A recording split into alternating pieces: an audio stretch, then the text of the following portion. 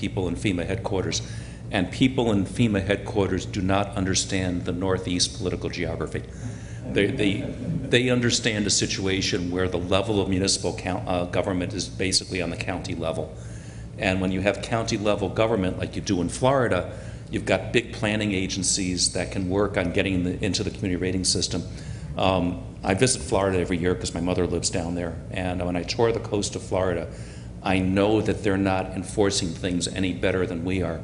But most of their communities are in the community rating system because they've got the professional planning staffs to do it. We're in effect subsidizing their insurance rates. That bugs me. So when you went through the checklist of what a community would have to do, it sounds daunting for a small municipality. Is there any way that an organization or municipalities could form a group to collectively pay someone, or someone could get, an organization could get a grant to do that work for a number of municipalities?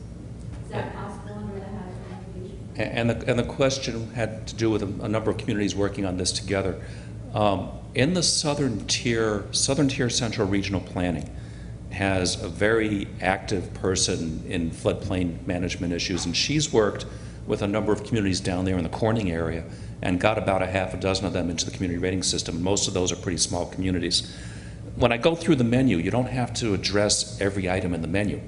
Most communities will address half a dozen, 8, something like that. Not every item. You get whatever points you can. Certainly, it would be advisable if there was some sort of regional organization that can work with a number of communities on it. I don't know about getting a hazard mitigation grant to do that. Heck, you've got it doesn't cost you anything to put a letter of intent together and try. Whether you'll be successful or not, I don't know. I don't know of any other grant that's specifically for that purpose.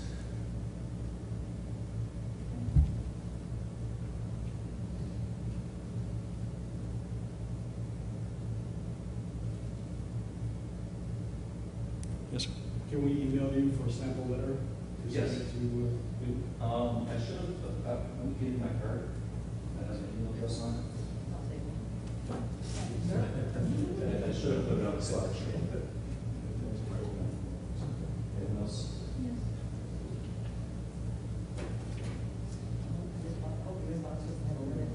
That's right. I hope your inbox doesn't have a limit. I think you'll be getting a lot of emails. Usually we look at 70 emails behind. I can get them time.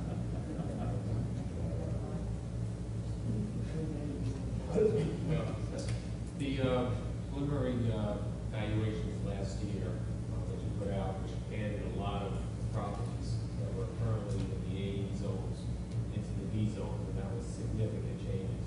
And then obviously the new maps pulled that back, especially when there were ground studies done to show they didn't take into account the ground structures, islands, and so forth.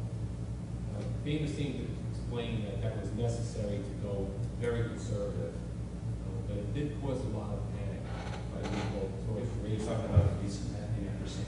Yes. I can address that.